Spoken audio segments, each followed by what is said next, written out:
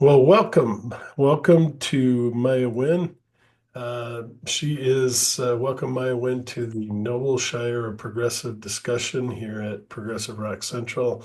Thank you for taking time out of your busy schedule to discuss your latest album, Out of the Dark, with us. Maiah Wynne, in case you didn't know, and I'm sure a lot of people know, she's the lead singer of the band Envy of None.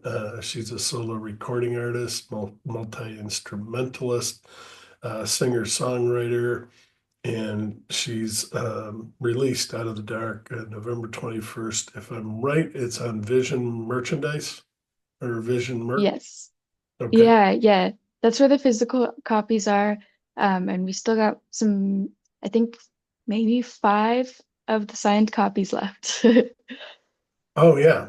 And she was wonderful in signing those copies of the CDs and included a thank you note, which, if anyone knows anything about public relations or, applying for a job, you always put a thank you letter, things like that. Her PR people are excellent. They had her do that and out of her own heart too. I'm not saying it was just their idea. I'm sure she felt that way too.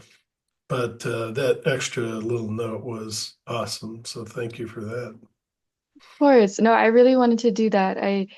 I decided to do it on my own. My team was like, don't worry about it. People will still be happy even if you don't do it. But I was like, I really want to do this, and I really want to send a little thank you card. I think especially because some people have been waiting for a long time, but also this album is so important to me, and so it means a lot that people purchased the physical copy, and yeah, I just really wanted to put a little note in there and say thank you. But it did. My hand was cramping after the first 100 thank you notes for sure. There you go. She really went above for everyone. And in addition to that, we had to reschedule this interview because Maya's grandfather went into the hospital um, before that last scheduled meeting, which was last week. And unfortunately, he did pass away. And she'll talk a little bit about that.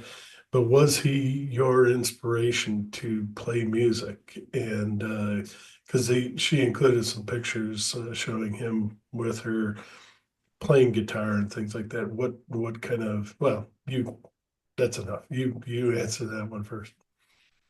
Yeah, my grandpa was always a very musical person, and he's a bluegrass musician, so he played banjo and mandolin, and he definitely influenced me early on.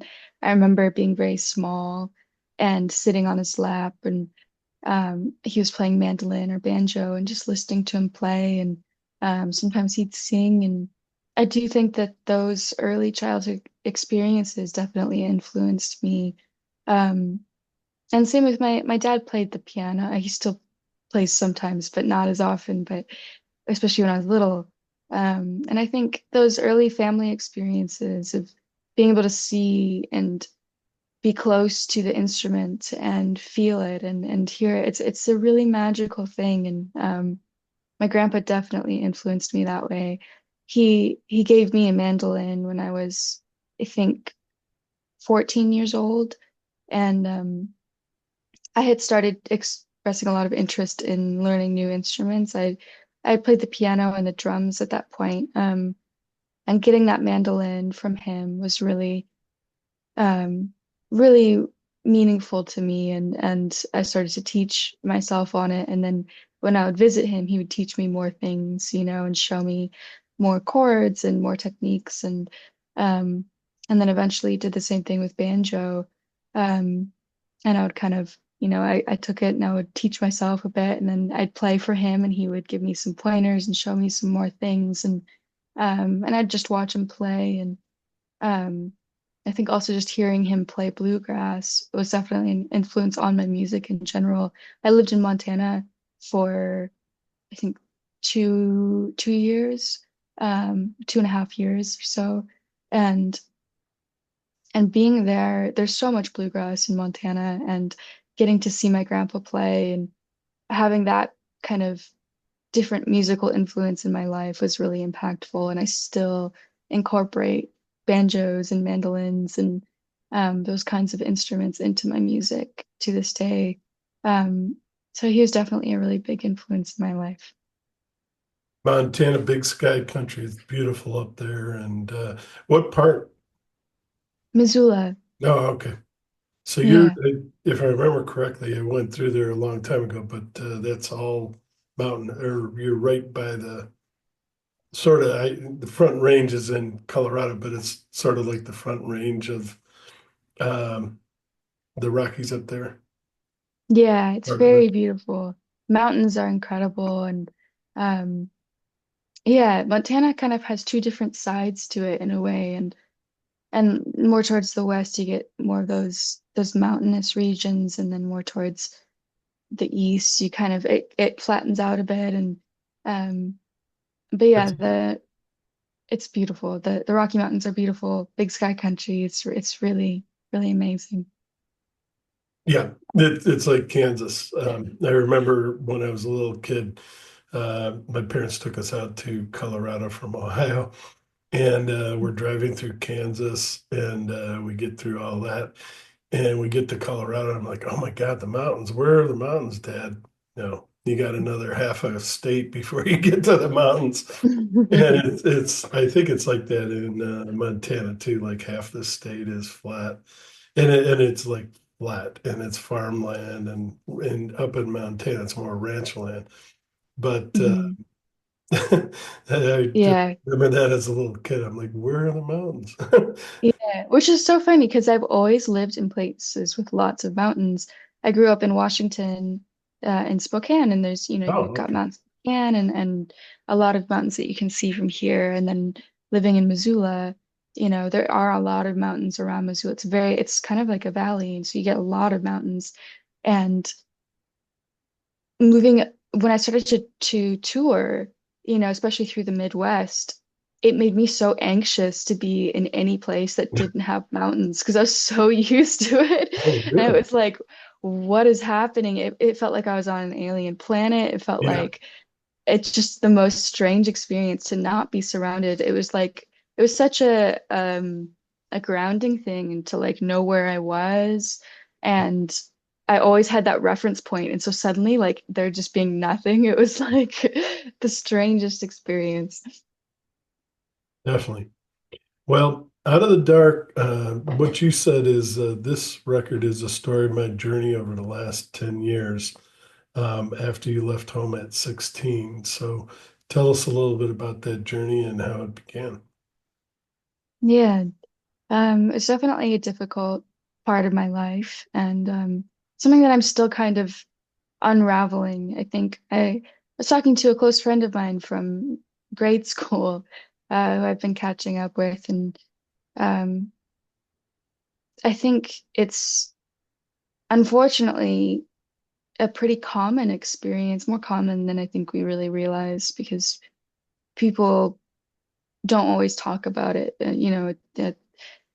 I think a lot of young people, and young women especially, go through these kinds of experiences where they're subject to different kinds of abuse, especially as teenagers or as kids, um, and it's difficult to talk about, and while the experiences vary, a lot of the consequences and the sort of aftermath is very similar.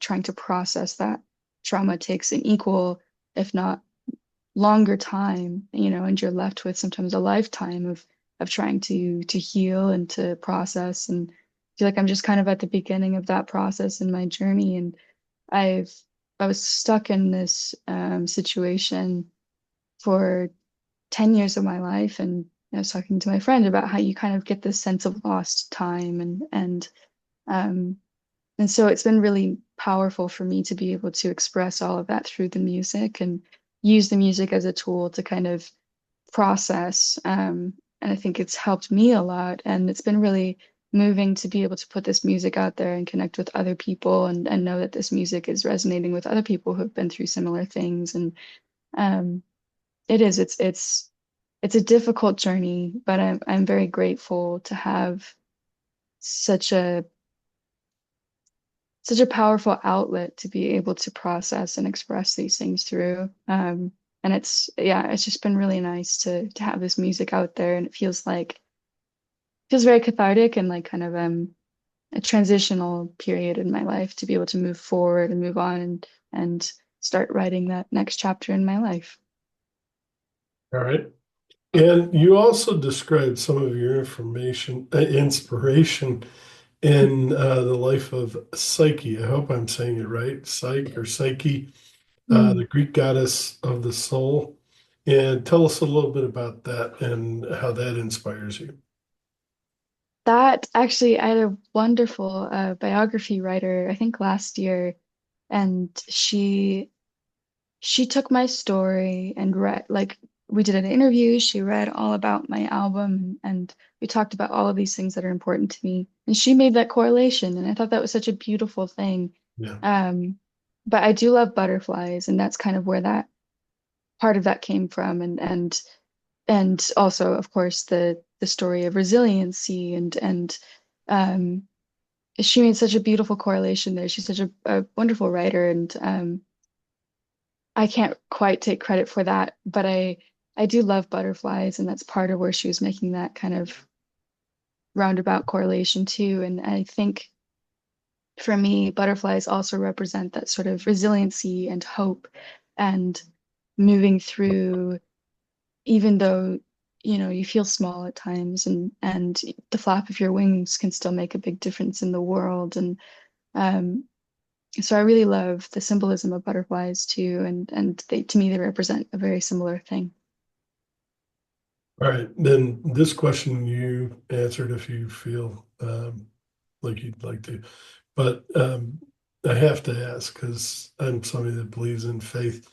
Did faith help you through this trauma at all, or is yeah, that's it. I'll let you go from there. No, thank you for asking that. Weirdly, I was also just talking to my friend about this too. We both went to a Catholic school growing up, and we were kind of introduced to religion early on, and then we both kind of strayed away from that in adulthood, and I think we've both realized we're both very like spiritual people.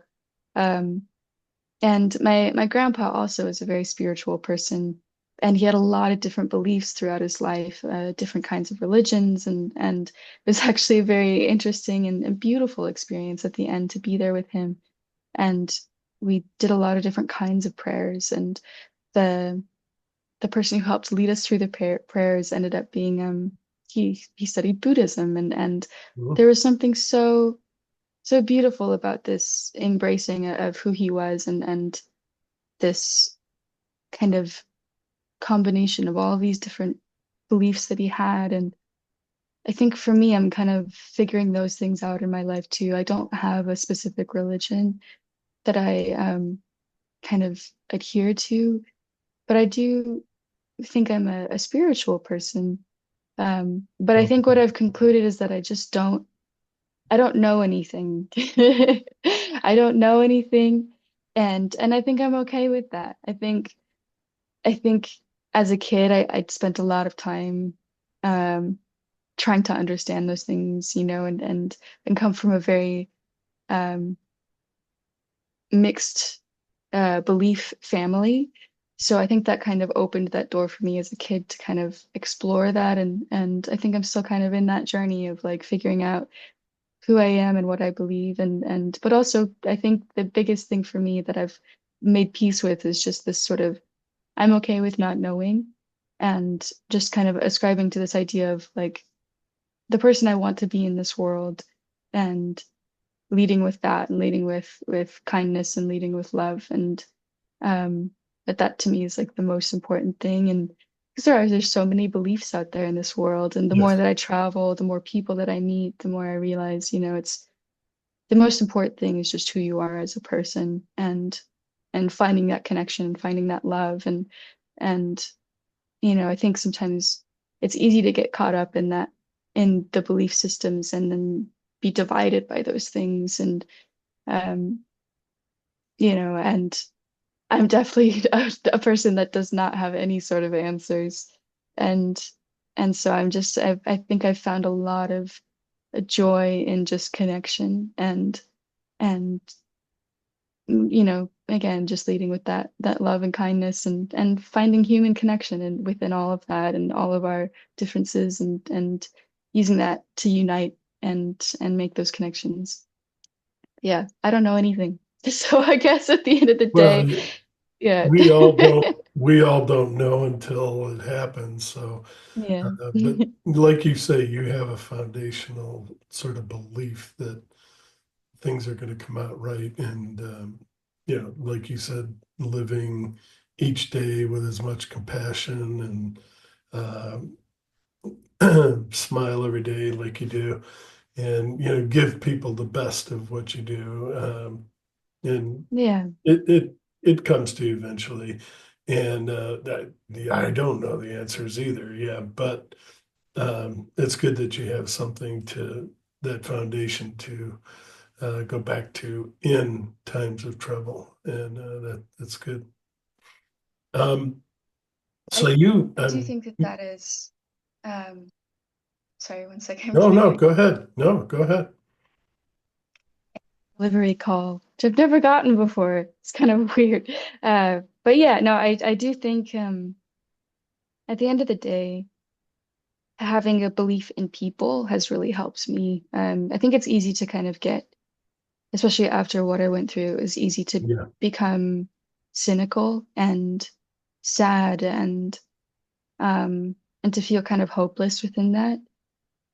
But the things that have helped me through that have been the kindness and connection with other people. And I think I've found sort of a belief in people and belief in people innately wanting to do good and even those small interactions that have been so lovely and so wonderful, and those little acts of kindness and that I think has been kind of the thing on a spiritual or deeply personal level that has helped me to find hope again. Is just seeing the good in people. Because I think when you experience a lot of bad and you experience something traumatic at the hands of somebody else, it can be so easy to fall into that headspace of there's no good in this world. People yeah, are bad. People are evil, and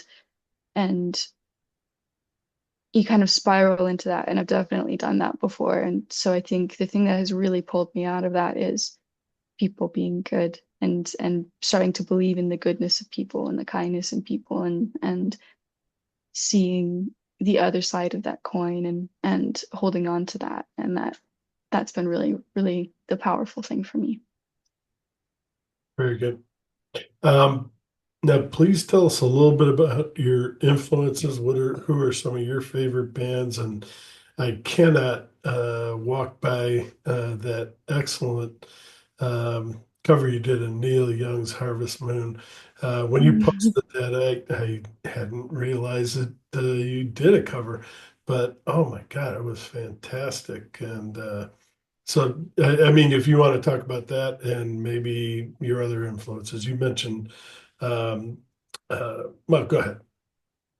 Thank you. No, I was really happy to do that cover, and I was actually a friend of mine commissioned me to do that cover for his That's right. anniversary, Yeah, and it was very sweet. And I that song is so beautiful. It's just yeah, such a classic, just incredible song, and so I did my best to kind of try to capture that you did it with well. my own style. But thank you. Yeah, it was such a beautiful song, and it's so fun to work on that. And I think musical influences have definitely varied throughout the years. I think early on, um, I kind of, as a kid was really into No Doubt and um, Avril Lavigne and kind of, all of the like a little bit towards the kind of like punk rock pop side, um, kinds of like female voices. As a little kid, I was like Okay. really into that, um, and then I got into some more alternative stuff, with you know kind of vicariously listening to the music that my parents were listening to. There's a lot of like Radiohead and more alternative artists that I really enjoyed. Some of it was kind of more quirky, like Man Man, and but then there's some more indie stuff like Modest Mouse and Phoenix, and um, a lot of variety in that. Then I went through like an indie music phase. I was really listening to like Iron and Wine and some really amazing indie artists. Got into like Ingrid Michaelson and oh, Fiona Apple was a big one. Lots of Yeah. Oh, yeah. singer-songwriters. Nora Jones was always a huge All right. influence. Then I got into the game Rock Band and Guitar Yeah. Hero. Um, and through that started to really get into like classic rock music, which included Rush I too. was gonna But my say, did Rush yeah. pop up somewhere in there? Yeah. Yeah, definitely did.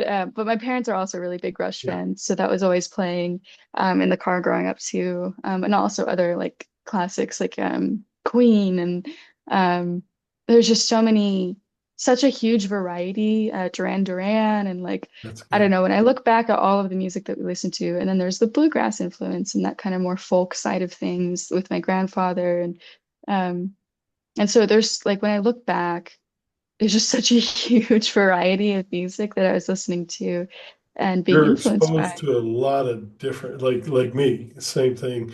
I grew up in Ohio, and there was this radio station which was absolutely fantastic. My parents were Sinatra and Dean Martin and all that stuff. I don't hate it or anything, but it didn't connect to me. But that station did the same thing. I mean, they'd Mhm. play rap music, they'd play R&B, they'd play rock, and that it does help you to be open-minded, and Oh it's good yeah. that you had that opportunity.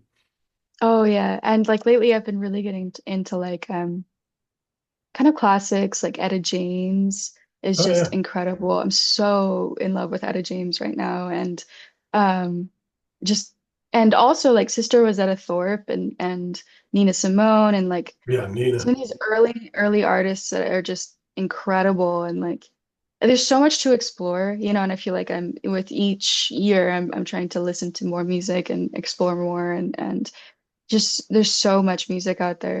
It's amazing and there's so many incredible artists and like so many classics that I feel like I haven't even listened to. So it's like I just love being able to love any kind of genre. So I really appreciate being exposed to so many different genres early on because I think it really helped me like just be open to anything. Good.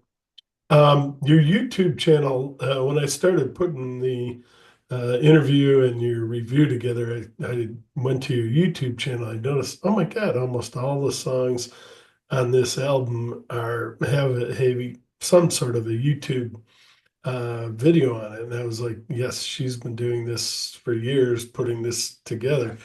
And uh, so, talk a little bit about that. I mean, thank you for doing those. Do you think you'll uh, like the video? We'll talk about that in a little bit here. But the video you did for the release of the album. Do you think you'll go back and do some more videos, or the ones you've done are fantastic? And go ahead. Thank you so much. Yeah, I've the visual elements have definitely been a big part of this record too. And uh, throughout the last few years, actually, I've been releasing videos and singles from this record. And um, some of the early ones were Fearless Girl and Sleep, and then Come On, and a lot of these songs have videos now, which I'm very proud of. And um, I think especially like the video for Out of the Dark that I released with the record. I'm very, very proud of that video. And throughout this process, I've been learning video editing and of course music production, but also on the video side of things, it's been like editing, cinematography, color correction, um, and all of these things to help create the visual side of everything. And I had a lot of footage that was unfinished, and when I kind of like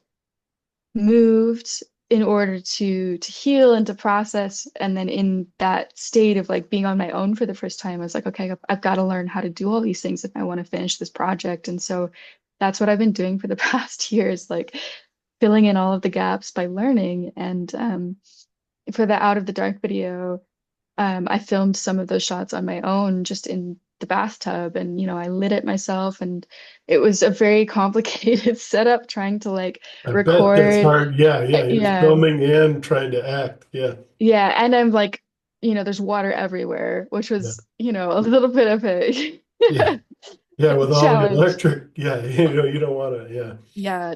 yeah. So it was really fun, and like that filming that video was very challenging. Every part of it was like kind of uh I don't know, torturous in a way. Like Yeah. the rain shots was I was just being hosed with water for hours. I had so much like just water in my eyes, and that was like pretty brutal. And then the underwater shots we filmed in a pool, but I was in that pool for 2 days because we did photo shoots for the album cover and then also some of the underwater video. And I think I was in that pool for 2 days and 8 hours or more each day. And I was just a wrinkly little raisin by the end and trying to like hold my breath under the water and still act and still do all of those things. It's really exhausting in a different kind of way, and I kind of had to work through my fear of being under the water for that video. Um, and then yeah, like learning all the other things and getting that last shot at the ocean was recent as well. And Where'd so you it's been go? really Can it be? oh yeah, yeah. Actually, that was in it's a place called Doran Beach, and that was actually in California because I've recently Oh, moved okay. to California. And it's kind of near the Bay Area in Northern California, and beautiful beach. Thankfully, not Cannon Beach. I have filmed at Cannon Beach before for a different video years ago. It's very cold. Yeah, absolutely. Yeah, it's beautiful. But you're right. Ecola Park is just unbelievable. If you Yeah. haven't seen that, go. Yeah, you'll love it. Yeah, it's so beautiful. Oregon is such a beautiful state as well. I feel very fortunate that I've lived in such beautiful places. Like, you know, the Portland, Oregon area, there's so many waterfalls and beaches and the trees, everything's so green and it's just Yeah, a gorgeous place to live. definitely. And you have played a lot of these songs live locally throughout the Pacific Northwest. I remember you did like a short tour through, I think, Idaho, Eastern Washington, and Montana. But will you do more of an extensive tour for the release of Out of the Dark? I really would love to. I've been talking with a few people to try to put together a tour for the summer, and maybe some shows in the spring as well. But I really would love to. And in my ideal world, I would do one across the country, and then also some shows in Canada, and then also some shows in Europe. But um, I'll see if I can pull it off. Touring these days is so expensive, and that's the biggest problem is trying to make it financially viable, which we've done in the past by doing house shows. But I would love to kind of step up to those to doing bigger venues again, and so we'll see what we can pull together. I'm hopeful that we can put something really really nice together that will hopefully be financially viable. I've got some ideas, and um I might be putting together a tour with Dreadlight, my friends. Good. Yeah, and so we'll see if we can manage it, but it would be really nice to do that. And getting to perform these songs live is really really amazing, especially with the talented musicians I get to work with, and I would love to do that. And those living room shows are wonderful. There's a couple that I used to talk with all the time in Seattle that sisters, I think they were, that put together a living room show organization that set these things up. And yeah, imagine, Maiah Wynne is playing in your living room, and it's really cool. And not just her, but I mean, some pretty big acts do this too, and she's big too. But I'm just saying, it, you can't imagine it until boom, there she is standing in front of you singing. I mean, it for the fans, it's absolutely incredible. So, and for you, obviously, too, because it's much Yes. personal and go ahead. No, you're so right. It is. It's such an intimate experience, and um, it's. I've always told people it's more nerve-wracking doing a house show and performing that closely to people than it is performing on a big stage, partially because there's so much closeness and intimacy, and you could hear a pencil drop on the floor, and Yeah. it's, Any kind of but yeah, mistakes you make, oh goodness, it yeah, probably everyone's drives an there. artist nuts. It's like, Yeah. on a huge stage, what's her name? Um, she just was up in Canada, Taylor Swift, Oh she yeah. makes a mistake and, there's a huge audience and probably nobody thinks about it. But yeah, you're right there in front of somebody. You play a chord wrong, it's like, oh God. Yeah. Yeah, it is. It's a much more laid back experience, but it's also very like I think doing the house shows really helped me get my kind of stage banter and interactions with people more practiced because it's such a if you're not there and you're not present with people, it's so anxiety inducing, but then it forced me to grow as an artist doing house shows because it was like, okay, I can do this and it became something oh, my light just died, but it became something that I really, really loved to do. And interacting with people in such an intimate and personal way. Um, and I learned, I do great dad jokes at my shows now, which is very fun. Yeah. Lots of interaction with the audience. And that banter is so much fun and getting to just hang out with people and have conversations with people on stage. And you get to the point where people are warmed up and you get to like interact, you know, on a personal level with this audience of people in a room, and sometimes you're singing together, and people are asking questions as you go, and it's such a fun experience, and it's unlike anything else. So I really love a good house concert is really fun. All right. Well, what I was going to do is open it up to you first, and then if you don't pick one, I know where I'd like to start. But do you have a favorite off of Out of the Dark that you wanted to talk about first? You that's That's hard. I always, am. yeah, that's always a tough question. Everyone's like, they're all my children. I love them all. Yeah, but go ahead. Yeah. I think it really depends on my mood, but I'm gonna go for the one that's kind of like my favorite today. Um, hmm. And maybe it's because I saw some of your posts, but I'm gonna go with Where the Grass is Green, Oh, good. Yeah, no, because that's the which one I is was going to talk about, but I'd rather hear it from you. I'm stealing it from you.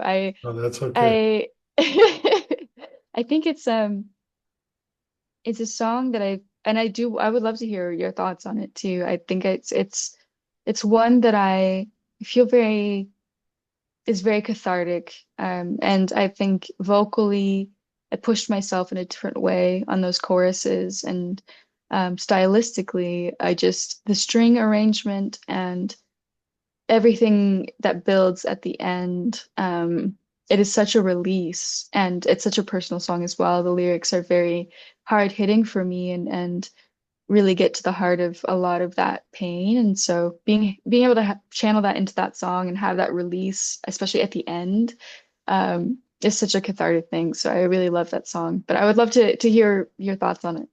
Yeah, and for me, and I described it in the interview, if you can remember watching The Wizard of Oz for the first time, and I can remember that, and I think it was at the theater if I remember correctly.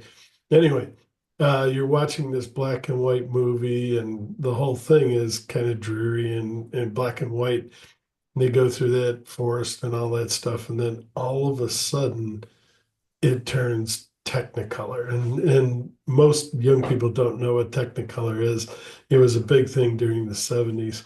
And it just, oh my God. And that's how this feels.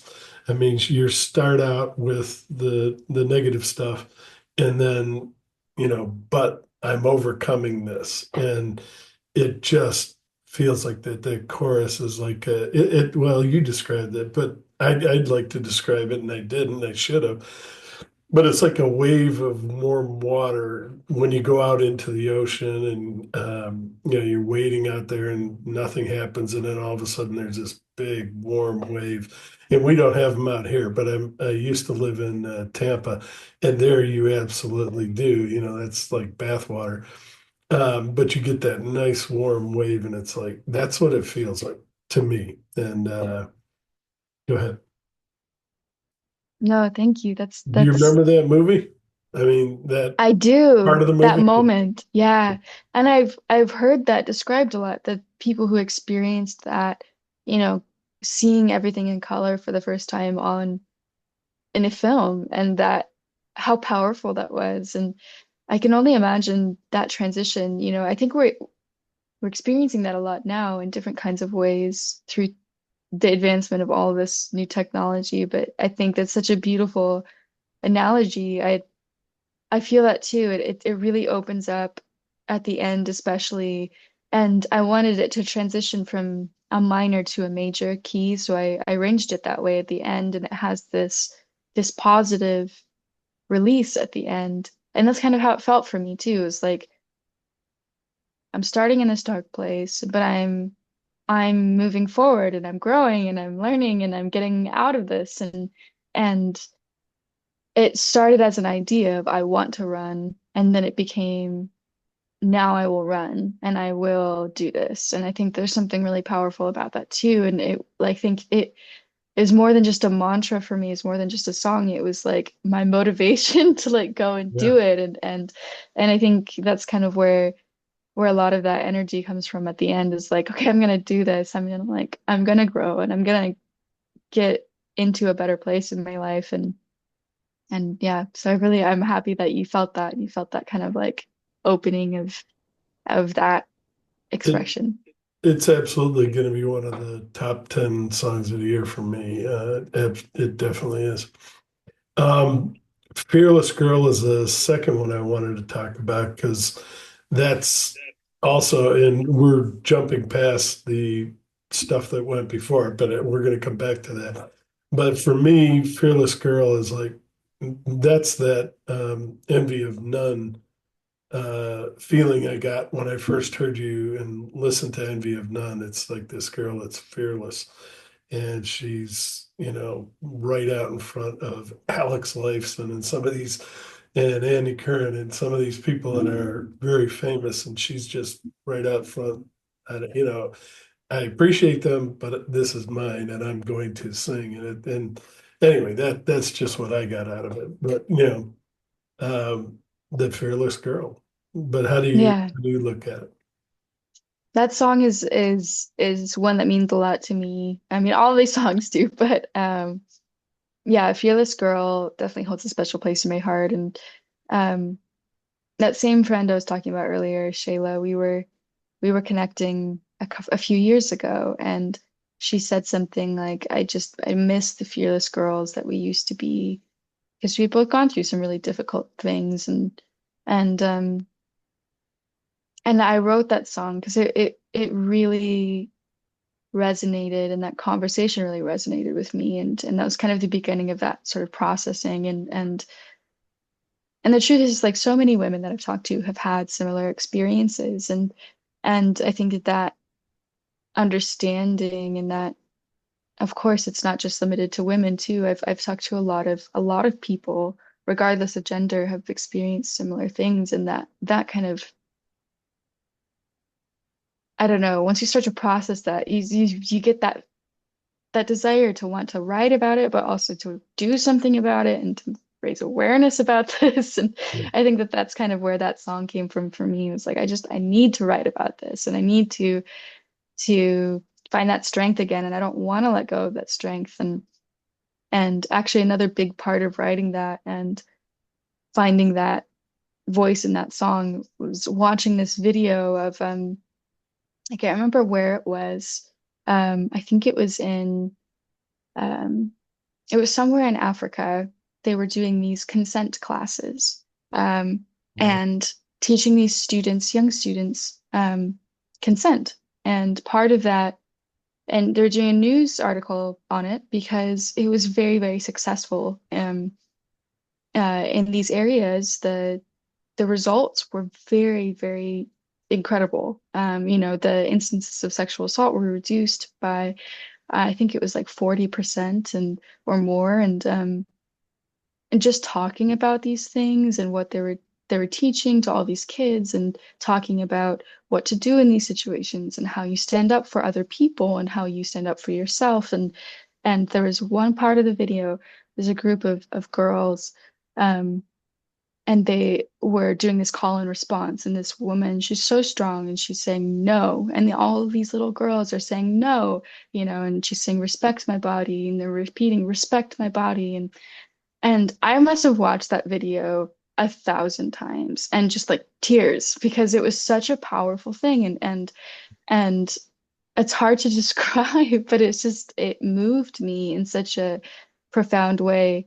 And so at the end of the song, you'll hear I brought a bunch of my friends together and we did those same chants, and Oh, you can wow. hear no in the That's where that background. came And from. Yeah. I but that's didn't. what that was a reference to. Yeah, and I think that song was really just like a reflection of those kinds of conversations and watching those kinds of videos and being so inspired by other women who were so strong and I just felt so empowered by them talking about their experiences. So I was like, okay, I want to talk and I want to say something. I want to bring all these feelings together into like one message and I wanted the video to be really meaningful. And ended up partnering with an organization called MMIW USA, which is Missing and Murdered Indigenous Women USA, because Indigenous women It's a are, big, um, big yeah, they're issue more than, people don't know about. Yeah. yeah, it is. Needs more focus and more attention from media. It really does. Indigenous women are more than 10 times as likely to go missing or be murdered and or to be the victims of these kinds of crimes. And um, there's a lot of issues that contribute to that. And a lot of these women don't get justice and they don't get the time that they deserve and the attention that they deserve. These cases don't. And it's really really sad and really disheartening and it really needs attention and there needs to be more awareness about it. And so I partnered with this organization and worked with some really talented actresses and dancers and I wanted the video to represent a lot of different stories, but that was a really important one. And so that's kind of like the main story in the video, and there's a lot of other women that came together to kind of express their own story in some way in that video. But this main story, I wanted to be connected to that, to MMIW USA, and so we worked on this video, and at the end, there's a awareness kind of information at the end, and Okay. all of the proceeds of that song go to MMIW USA. At first, it was like 10% or something, and I was like, 10% isn't enough, especially with streaming numbers these days. So it's like 100% now is going there and has Good. been for Good. years. And um, yeah, and it was a really amazing thing because somebody watched that video.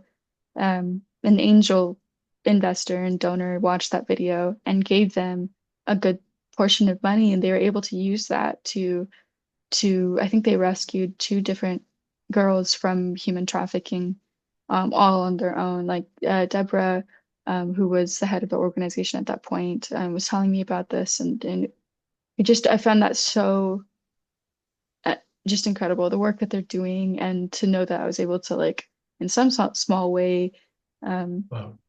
help one person get to them, and through that they were able to really make a huge difference in the lives of two different people, and I think that was like a huge thing for me early on. It was like, okay, I want to keep doing this with my music because, like to be able to say, okay, I did this and it made a difference in some way. And just hearing people's responses and stuff too. It's such a powerful thing. I can't really take credit at all because it's really these other people in this organization that did all of that work. And I'm so amazed with them but to be able to help in some small way and to use this music as a platform, especially because it's music that has such meaning, and it's so related to all of these things. And so it's been really, really powerful to be able to partner with organizations like that and to do something with that music. And anyway, this is a very long-winded response, but Fearless Girl No, has a lot no, that's a fine. lot of important connection for me, and that's a really big song on the record for me. But yeah. Definitely. And I think, and you probably know, I think I saw it on 60 Minutes, something like that on 60 Minutes, a long time ago. So Yeah. that may be where you originally saw it, maybe not. But I think I saw something similar to that. Yeah. Okay, Out of the Dark, a fantastic. I mean, with everything that happened to you, you could have named this anything else. But yeah, I'm happy that you did do Out of the Dark, and you'll tell us why. But it rather than reflecting on the negative, it's a chance to get beyond that. And you already talked about the video, but if you want to talk a little bit more about that, it's up to you. But talk about that title and how you feel or why you made that your title. Yeah. I think you're right. It was a way to focus on the positive outlook and give it a little bit of hope because some of the tracks are pretty sad and come from a really difficult place, but there is still hope in this record, and Uh, um work of art and Out of the Dark and like we were talking about the ending of Where the Grass is Green, and there's a lot of moments of hope in this record, um and parts of Old Strings. I think there's just a lot of little moments, and really this whole record is about a journey, and the end of that journey is finding that hope again and getting to a better place. And so I also always felt like it was important to represent that because I wanted whoever was listening, if they were connecting with the music and were going through something themselves, I wanted them to come away from it feeling that piece of hope, you know.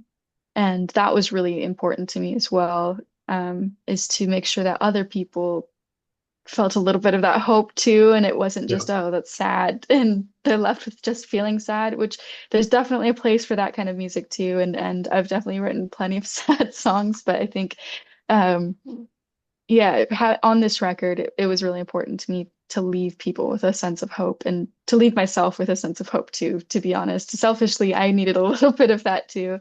So yeah, it was definitely the intention behind that. And Out of the Dark is kind of a message to anyone who's in that dark place to keep holding on. And so that's why it felt like, this is the heart of the record. Despite all of these other things and all these feelings, the heart of it is really like hold on, and so that's yeah, that's why I made it the title.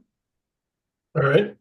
And then we uh, go back to this group, Envy of None, and you did do a different, completely different. I actually like this version better than the Envy of None version of Old Strings. But you reunited with, and I also want to talk more about some of the guitar that Alex did and Alex Lifeson, Alifio Anabalini, and of course Andy Curran. So she brought together most of um, Envy of None Yeah. and did this song. And why was it that, and it's like you say, it's a fantastic version, but why did you want to include that as sort of an alternative? Because I'm glad you did, but go ahead. And then how was Yeah. it in working with all those people on your album, which is, it's so cool that these famous people said, yeah, not only is she a band member, but we want to help her out with her solo album. And go ahead. Yeah, no, it's so true. I love my Eon brothers. They're really amazing. And honestly, I selfishly, I'll send everything that I work on to Alex, and I'll say, hey, if you're inspired, feel free to Leave a record on it. comment. And yeah, and he does the same thing with me, I think. He sends me a lot of stuff. We worked on other projects together too, and even early on, we collaborated on a Miniman track, Oh yeah. um, and he lately he's been sending me a couple of other things that I've been adding some vocals to, and I'll send him everything because I love everything that he does. And um but yeah, this track originated as my song, and I sent it to the guys as a possible Envy of None track. And originally it was sort of this weird blend of like folk and rock. Yeah. Um but if you took out all the instrumentation and just listened to the vocals and the harmonies and some of the synths that I had, it had a very similar feel to how it ended up on the Envy of None record. When you take out that rhythm, it doesn't have that double timed energy anymore. It's just sort of open and very ethereal. And they kind of took that and ran with it. But originally, it had the same rhythm, which gives it a very different feel.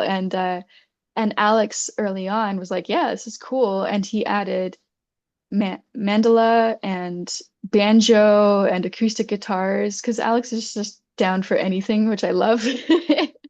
And then Andy was like, I don't know if this is like it fits the Envy of None vibe.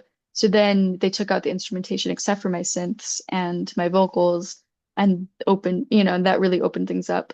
And then they Mhm. added other synths and stuck with that sort of half times feel, which I also love. But then we took out, the banjos and all that stuff, but I still had like banjos that Alex had recorded and all these other things, and I wanted to make both versions because they're so different, and um I love them both. But yeah, this one is closer to kind of how it was originally, and I just really wanted to use what Alex had originally sent, which was those kinds of, I don't know, acoustic instruments. And I have banjo that I played in there too. So we have this almost dueling banjo thing going on throughout the Hmm. song, where he Oh, has cool. these banjos, yeah, happening in the verses. And then I added banjo in like the bridge and the choruses and stuff too. And so um it's really fun to kind of that session is huge. There's so many instruments in it. And of course, other very talented artists added layers and stuff to it, but both Andy and Alf had added some other little textures and things that I kept in there from the Envy of None version. So it's kind of a weird mishmash of all of these pieces. And I really wanted that frenetic version because while this sort of pulled back ethereal version is so beautiful and I love it, it's like a completely different vibe. And I wanted to have both flavors for this song. And when I wrote that song, I was feeling so much anxiety about getting older. And Yeah. um, and I was really starting to feel kind of the effects of the the PTSD and all this other stuff that I was dealing with in my brain, and I wasn't sleeping well, and I was just like my cognitive functioning wasn't great, and I was just feeling this sort of dread of like my brain Yeah. isn't working right anymore. And even though I'm like, it just probably sounds so silly because I'm still, No. in my No. 20s, but it's like I was starting to feel that so heavily. And like I picked up this old dulcimer that I hadn't changed the strings on in like, 5, 6 years or if ever. And I started playing this kind of like fast-paced like rhythm. And that's when I wrote the song. And so I really wanted the like my version to like kind of represent that feeling. It's this almost like frenetic, anxious, like there's what's going on with me and what's going on with my brain, and why can't I just do things the way that I used to? And you're kind of trying to run away from it. And then the chorus comes in, and that's like the representation of like people who support you and people who Calming. love you, and like, and it's like that sort of contrast between like, oh, this ethereal Chaos. chorus is like, Calm. yeah, it's like your safe place, and then the anxiety comes back and you're running away from it again. And so it's like two different feelings completely. The Envy of None version is like just beautiful and Mhm. ethereal, and like all of the guitar parts Alex put into that version are just so like we all love that track, and like I wouldn't change the Envy of None version at all. It's like perfect the way that it is. But yeah, I just really wanted to kind of have these two versions because to me they're like two almost two different songs, you know? Yeah, very, very, yeah. It'd be Yeah. hopefully, and we'll talk about that in a little bit here, but it'd be so wonderful to see you guys play together. And maybe that's something coming down the road, but let's wait. Well, I want to finish your album and then talk about Envy of None. You also had Brooks Berg. He plays guitar on the album. And take, for instance, the song Come On and just describe which guitar parts are Alex, which is Brooksburg, because I mean, I'm not a musician at all, so I couldn't tell. I mean, yeah, definitely Alex is probably more experienced, but how do you, well, go ahead. I think you know what Honestly, I'm asking. Yeah. I love getting to play with Brooks. He's incredible, and he's just such a talented guitarist. They're both, I look up to both of them, honestly, as a guitarist. Like I feel like I'm the one that's not very experienced with guitar, but like these two guys are just incredible. And so I like being able to lean on Brooks and also on Alex when it comes to like filling in all these pieces has been really wonderful. And um Alex is a guy that's been playing for years, and he's a huge Rush fan as well. And also, he has like an arsenal of like I don't know, so many guitars. It's incredible, and like seeing the different sounds and the different flavors he's able to add to things. And he's classically trained, but also an incredible like soloist. And I think a lot very similar to a lot of the stuff that Alex is up to. So they complement each other very, very well, which I love. But on Come On and on a lot of these songs, those layers really overlap and blend with a lot of the stuff that I'm doing too. And so it's like, um, it's hard to kind of, you can't really pick out necessarily, oh, this is definitely this and this is definitely that. I know because I worked on it, but like as a listener, it would be really hard to just Yeah. know which is which. But um, the lead guitar part, generally speaking, is like my guitar area. And then Oh, sometimes I'll okay. do some rhythm stuff. Just like with Come On, that repeated guitar part is me. But then Brooks did, I think, a doubler, and then also some of these slide guitar parts. And he has these really cool effects that come in and out. And it just adds so much more space. And then Alex added this like very atmospheric.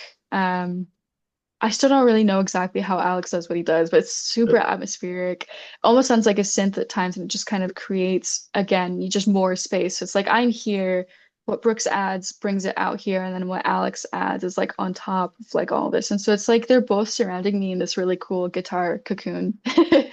And he did that for Envy of None. I remember you talking with you about how he did that in Rush as well. I mean, it's not just guitar. It's like he has a way of playing through the not the keyboards, but and I don't know all the technology of it, but yeah, you're right. It sounds, and I think I asked you a question last time. Was this a keyboard? And you go, no, it was a guitar. And he just has that way of that knowledge of how things work that has got to be fun to be working with someone with that talent. It is. He's so talented, and it's so true. Like, I think everything on Envy of None is kind of different than what you expect it to be. Like, the things that you think are synths are guitars, and the things you think are guitars are bass. The Yeah. things that you think are bass are actually like Alf's synths. And like, it's like everything is backwards than what you think it is in Envy of None, which I love because Yeah. we're all kind of like crossing into each other's territories, and like, there's people like things that you think are keyboard parts that are actually vocal parts, and like we're all kind of, yeah, just like in this weird Playing, having mishmash. fun. Yeah, it's just really fun. So I love that about playing with these guys. And of course, Alex is just excellent at making a guitar sound like a million different instruments, which is amazing. Yeah. Uh, yeah, he's a maestro for sure. Yeah. Jim Roach plays percussion throughout much of the album. Um, Tell us how you met him and why you included him on the album. Yeah, Jim Roach, so he's more than just like he added a lot of instrumentation, but also he was my mixer for the record. He mixed the whole album, except for like a couple of songs. And he also co-produced a few of the tracks. Um, and he really was like a very important part of that record. With a lot of the songs, he added, of course, percussion pieces, stuff that he had recorded previously with a drummer, and these awesome like cymbal swells and little moments and things that just really add to the overall sound. He also redid some of my bass parts that were not like amazing, which I really appreciate. Um, or some of the songs like I didn't even have bass in it, so he added some bass tracks. Some songs he added keys, like Work of Art. He played some piano parts in. So he really just like he came in. I sent him mostly finished tracks, and he mixed them. Really made all of the effects sound really good. I had a roughed in reverbs and stuff, but they were kind of sloppy, and I'm still learning all of these things, and so he made all of the compression, the effects, the reverbs, everything sounding really good, balanced everything out really well, and then also filled in instrumentally where some of the songs needed something a little bit more like percussion wise or in the low end or just to fill in. And he was really that guy that came in and like brought everything across the finish line. And it was just such a joy working with him. He's amazing to work with and so kind. And you actually were talking about the Harvest Moon cover. So I've been releasing some covers with him through a project called Moon Talk, and Oh, Harvest Moon is one of them. And we released a cover of Drive by the Cars as oh well. yeah, And good song. yeah, yeah, and he's just a joy to work with. We've been continuing to work with each other through this, covers project, and I think we might release some original music together as well. But um he's very talented, but more than anything, he is so kind. And like with this music especially, I'd had like a really some really bad experiences in the past with people, specifically that person that I've been working with before. Um who was really wrapped up in a lot of the things that happened, and it was just I was very scared to work with people. Um, and like working with Jim was it was such a joy, and it was such a healing thing for me because I was at first very scared to like give him notes. He's like, "What do you think?" And I was like, I think I sent him like 10 paragraphs where it's like it's so amazing, it's so good. And then like maybe somewhere in there I was like, but maybe this could be changed a little bit. And he like helped me learn that it's okay to give feedback, and like Don't we be soon afraid. my Yeah.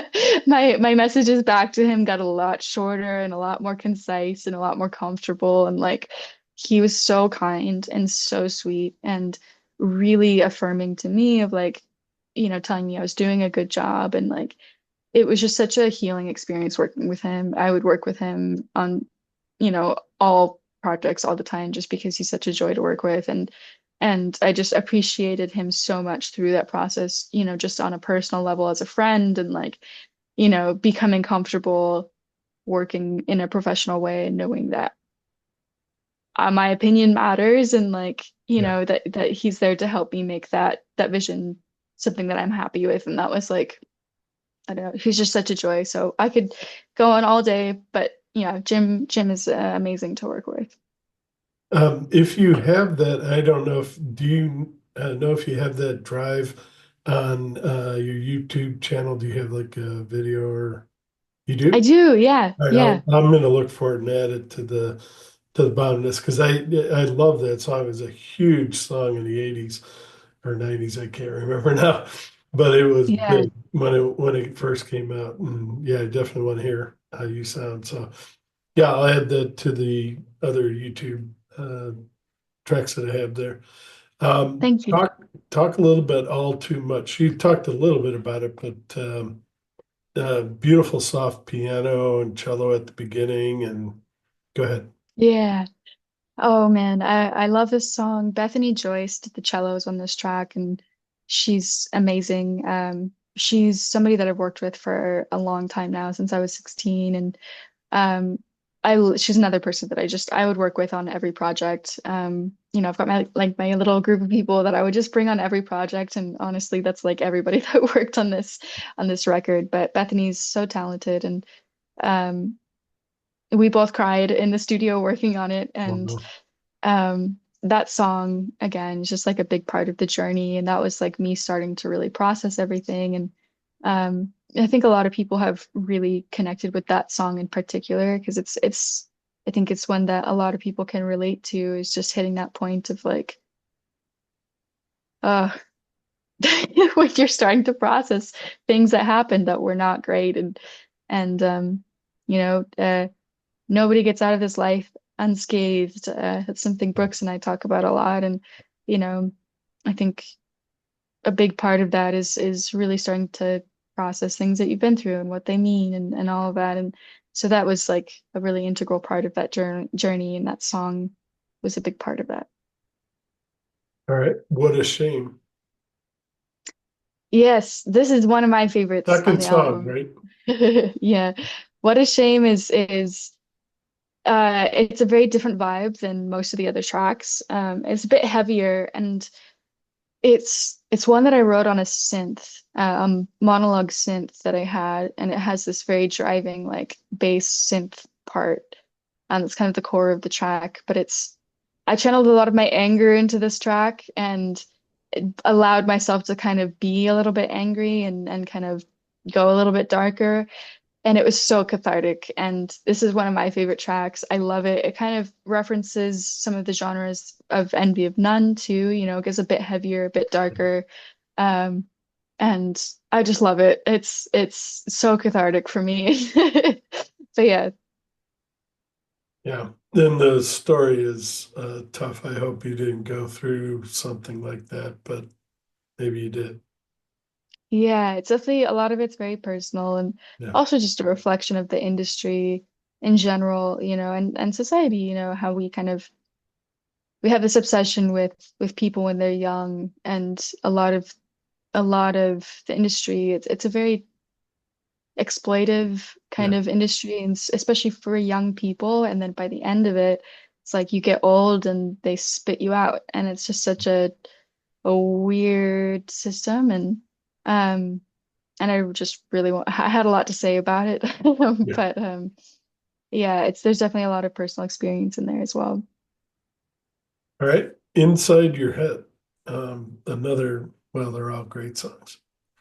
But there's a big bold guitar at the beginning. Is that yours? Um, it's a blend. So that kind of just the main strumming guitar is mine, and it's like a doubled guitar part. But then Brooks did this beautiful kind of flamenco style Yeah. um classical guitar and some other layers on top of it, and they kind of blend together, and he's just so talented. So all of those like lead guitar parts are Brooks. Um, and then Bethany again on the cellos, and um yeah, that one is one that I wrote a long time ago when I was, I think, 16 or 17. And that's just about falling in love with someone's mind and the way that they process, and seeing the beauty in somebody else's brain. Yeah.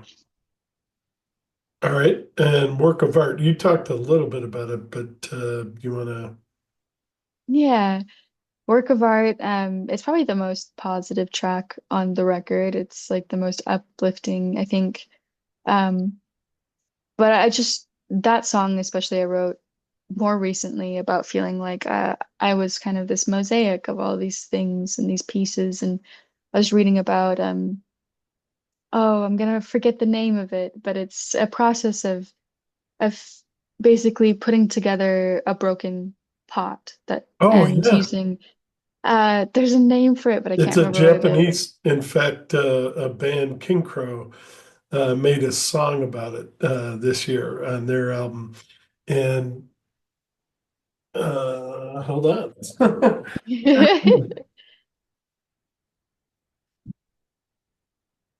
That is amazing. Yeah, Kintsugi. that's it. Yeah. It's a beautiful thing, and it's just, I think it's such a potent metaphor, like taking all of your broken pieces and filling it with this gold, and then you become something more beautiful when you put yourself back together. And it's such a beautiful metaphor. So I think it's inspired so many songs, and that was definitely part of the inspiration of work of art was, you know, from all these cracks inside of yourself, you are a work of art, and taking all these things and making something beautiful out of that. And so it's definitely, I think, the most positive and uplifting track on the record, and a lot of people have been really enjoying it, which makes me so happy. Good, good. Yeah, if you get a chance to listen to that song, I'll send you they did a video for it. Awesome. All right, and then the closer, and it is a powerful closer. And I just I asked you a faith question earlier, and I don't know how to say this the right way, so we'll stumble into it. But I'm just so glad you made the right choice, and I don't know if that my wife and I had this debate, should I even talk about this? But I said, well, I need to see which way she comes down on it. But it sounds like that moment where you're contemplating whether you should go on. And thankfully you did. And you've got, as my wife, you guys didn't get the chance to see this, but my wife talked to her a little bit before we started the interview. And she said, you've got a lot in front of you and a wonderful life in front of you and a lot to share with the world. And I'm so glad that you're here. But Thank you. that's what I get out of the song. But you tell me if I'm close.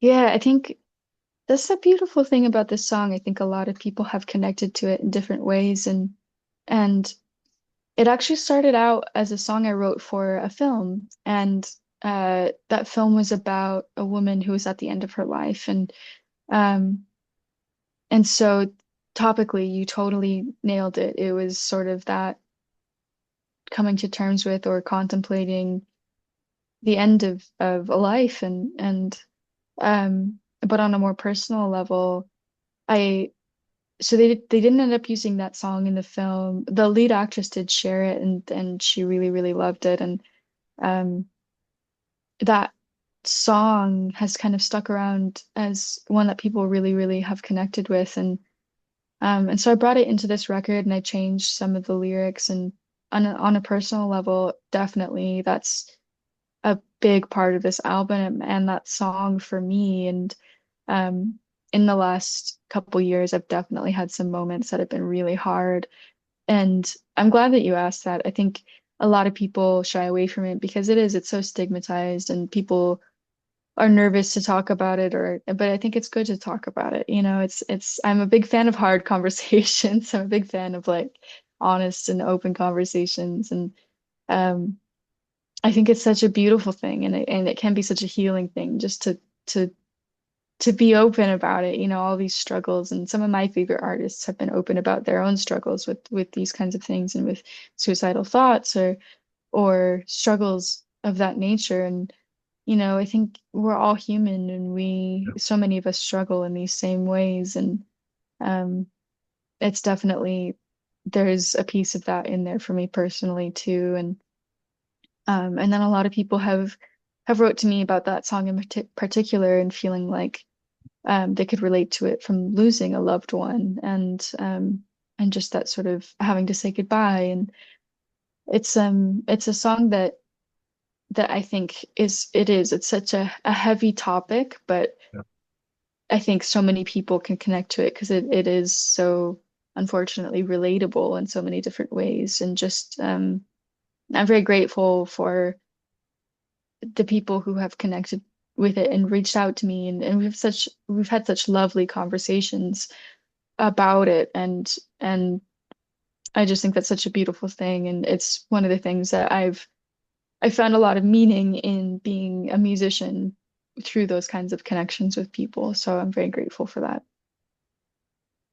All right. Well, Out of the Dark, please get out there and get that.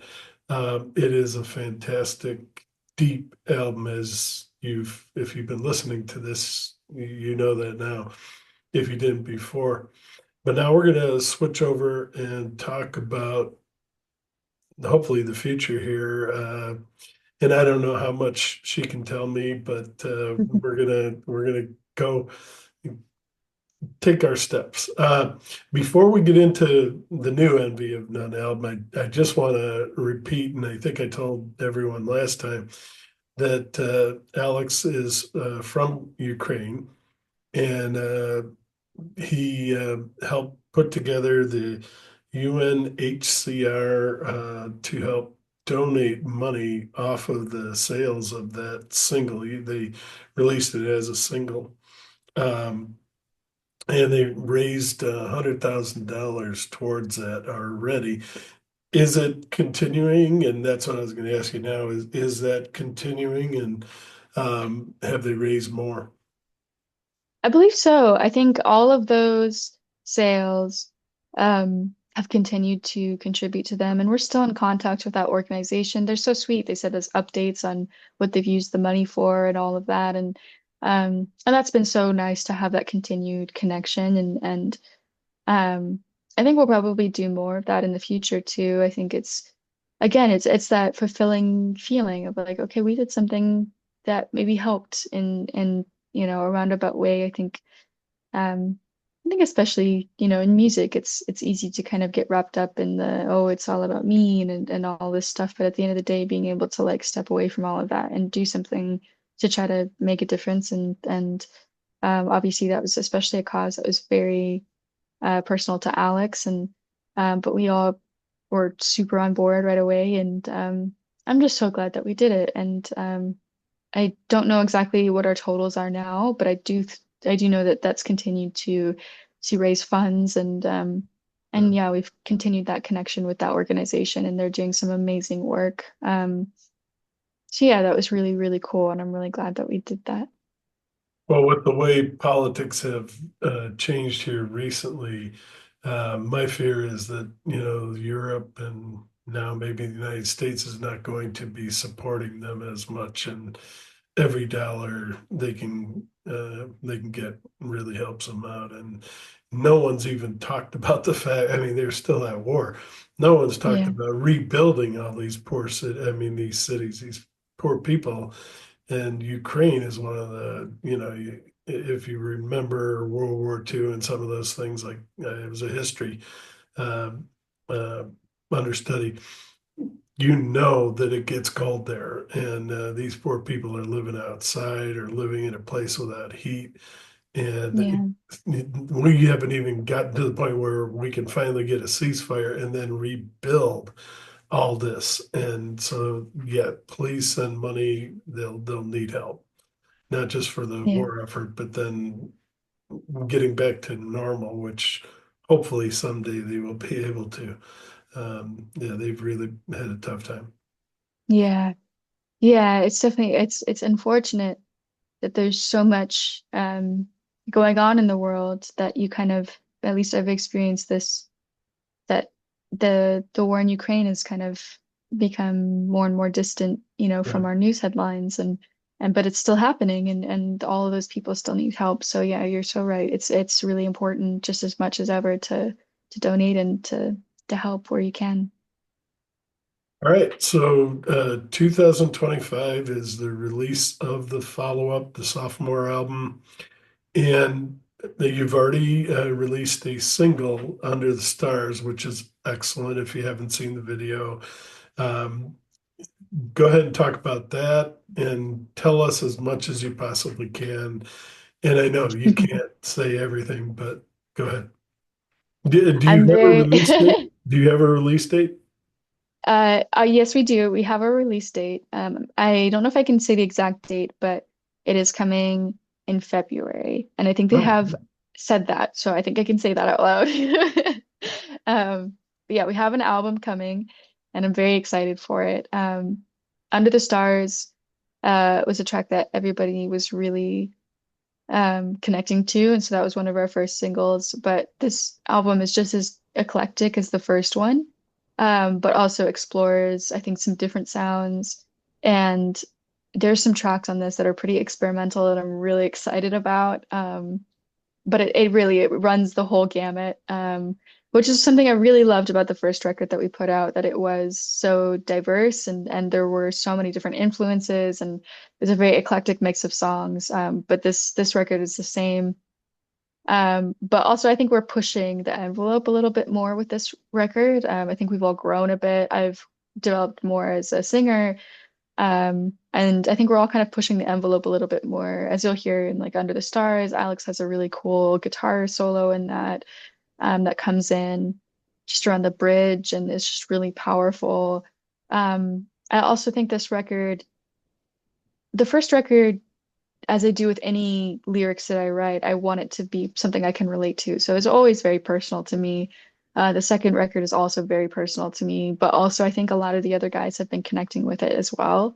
So there's that added piece of like this group connection to it that I think is Yeah, really powerful.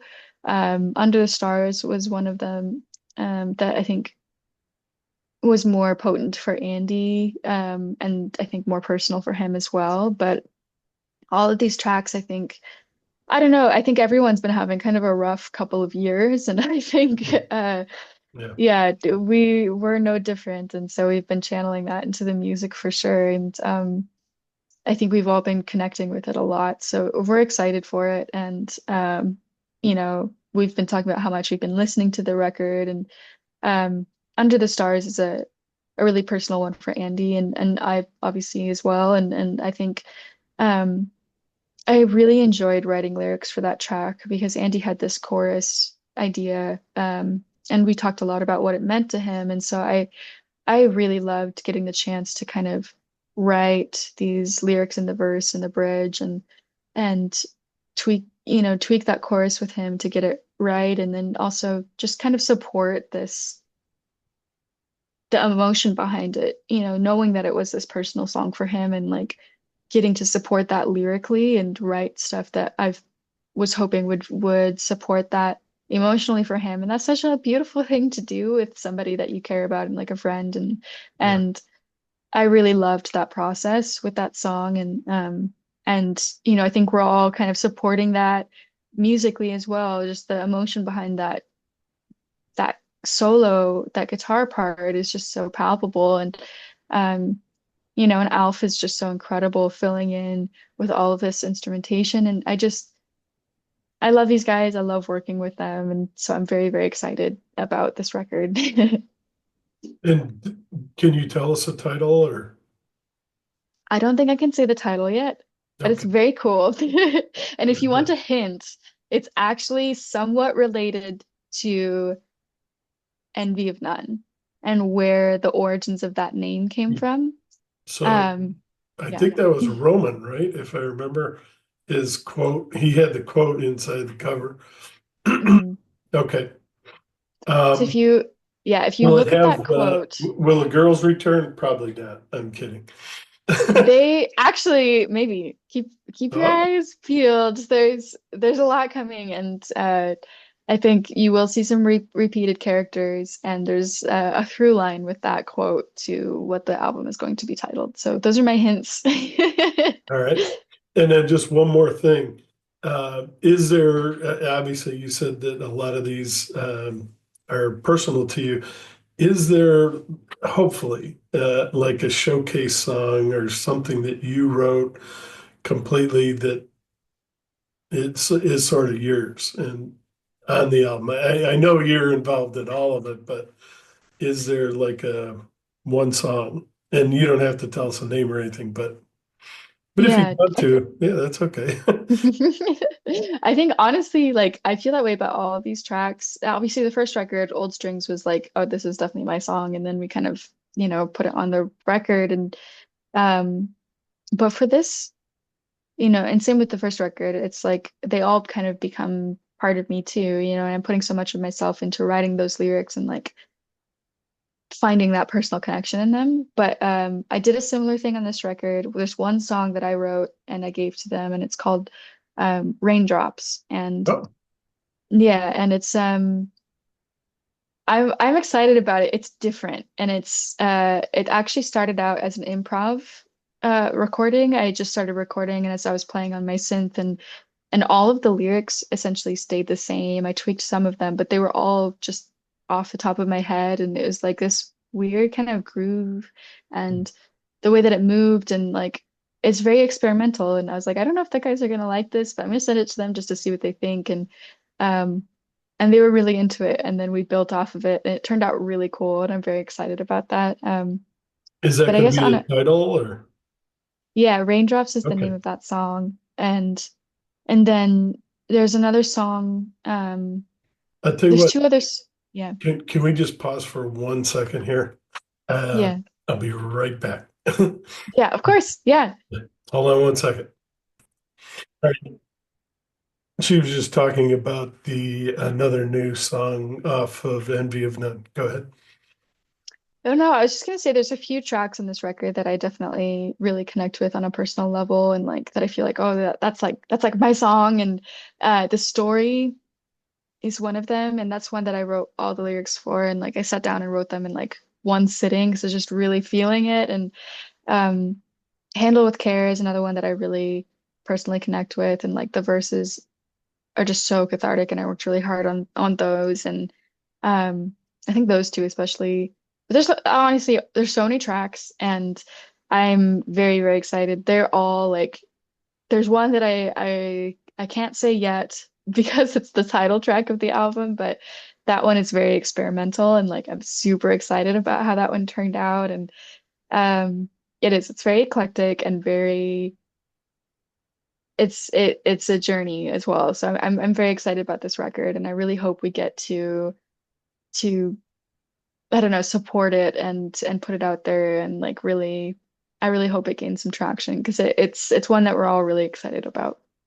Yeah, and I remember during the or right after he finished the first album, he was like, "I'm not touring this. I've toured all my life. I've had enough of that."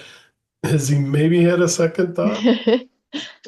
I mean, we've been it's a hard one, yeah, because I think touring also is just like the industry's changed so much, which is a bummer. It is it's kind of it's so expensive to tour unless you're doing lots and lots of shows.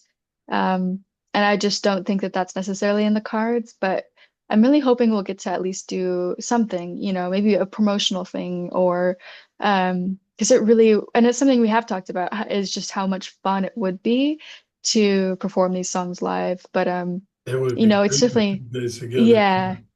Yeah, and we've talked about like, oh, we could bring these musicians in and we could bring these, Oh yeah, backup singers in and like if we were to make it a big production, but of course, that doing something like that would also be expensive. So it's hard to say. The industry's changed so much, but I don't necessarily think we'll ever be doing any sort of crazy tour like that. But I hope someday I have hopes that maybe good. we'll do something at We some all point, do. but yeah. Yeah, we'll see what the future has in store, but it would be really cool. You said it has a lot of tracks. How many tracks? I did want to let that go, but Yeah, no, I think it's like a standard album length. I think we've got like 11 tracks, I think. okay, But yeah, yeah, it's exciting because it's all new. definitely, definitely. And the other question I was going to ask you is a lot of people, a lot of Rush fans, let's be honest, I'm one of them, but not necessarily wanted Prague. But is it proggier? Doesn't have to be, Ooh. but I I and see wouldn't for me, necessarily say it's Prague, proggy. yeah, Yeah. no, but it's not, Prague isn't, even though and back of me, you can see all the Genesis and all that, the traditional stuff. To me, Prague is changing. It's constantly Yeah. growing. It's not, replay yes again for the 50th time. That's not Yeah. something. Yeah. I would say that there's maybe some moments in certain songs that have that vibe to them. It's definitely got more, I would say instrumentally, there's more um like I was saying before, I think we're kind of pushing the envelope a little bit more in certain ways and I could see certain parts lending themselves a little bit more toward that genre, but it's definitely still its own thing, you know, Yeah, and I think that that was definitely something that Alex wanted to do with this project was to do something different and we've kind of maintained it being different and still staying in its own world and that's kind of where we've stayed but we've definitely been growing that world and so it's sort of it's there's lots of influences in this record and instrumentally there's a lot happening so I can't necessarily say no but it's definitely not I wouldn't say that definitely would not be the first genre that would pop into my yeah. head when I would use to describe this record. And it still kind of ascribes to that Alternative, first album. Yeah, kind of alternative and definitely a blend of influences within that. is it Yeah. heavier or? Yeah, it's again, it's like a mix, but yeah, there's definitely some Mhm. tracks that were, and I've pushed myself vocally on some of these tracks, these heavier songs.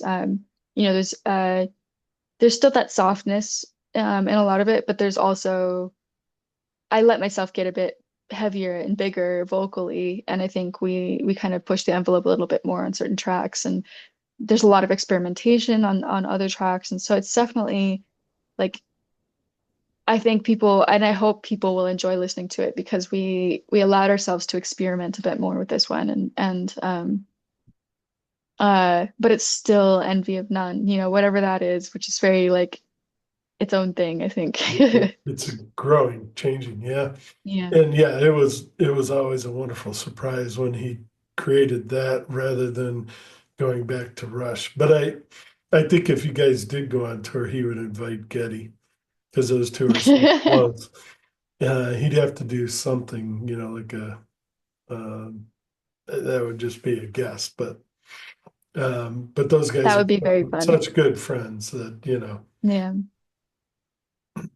because everyone Yeah, everyone wants them to go back and do a Rush tour, and they've so far said not yet. But yeah, yeah. I think it must be hard. I try to put myself in his shoes sometimes of what it must be like to have all of those that pressure of like performing again with, you know, music that they've been performing for so long. They've done so many tours and obviously the dynamic is different now and he's got all these other projects happening kind of I think it must be hard to kind of navigate that at times and yeah, I I empathize with him and all of the pressures that he must experience and that but I love that he's so open to doing new things and like working in any genre and I think it just really attests to it's a testament to the musician that he is and yeah, how talented he is like his ability to continue to grow and to continue to work in all of these different genres and that he's so open to anything and can create all of these different sounds. I admire him so much and I know that whatever he chooses to do, it's gonna be amazing, you know, and I'm just gonna love it. So I don't think there's any wrong answer from him. I think whatever he wants to do, people are gonna love it. yep. And I think they have. I think maybe not all the Rush fans have followed him, but quite a bit, quite a few of them have. Yeah. Yeah. All right. Yeah. Well, Mhm. um, that was the extent of the questions that I had, and quite a bit. And thank you for staying with me on it and being willing to answer all these questions, especially some of the ones that we did at the beginning. Of Is there course. anything I missed?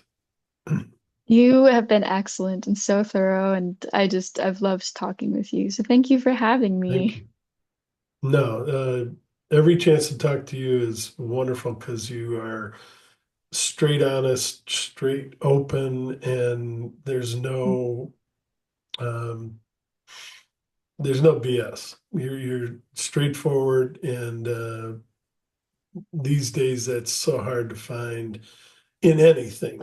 Politicians, media, And when you find people that are willing to do that, it's fantastic. And for somebody that is as talented as you are and as well recognized, and to take the time to talk like this, again, I always say thank you, but thank you again, really. Well, thank you. Thank you for taking the time to listen to my album and honestly that means so much to me, just that on its own. So thank you and thanks for taking the time to chat with me today. Absolutely.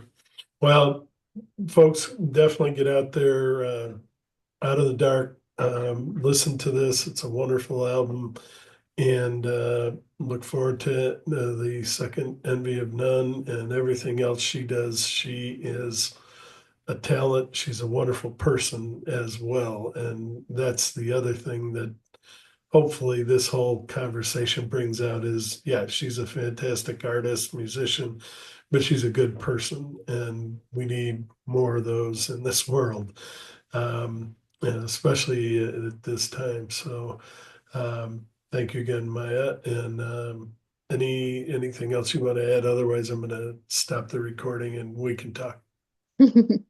That's it from me. Thank you so much. All right. Please get this album. Please listen to all of it and enjoy it. Yep. All right. Hold on just a second. Thank you.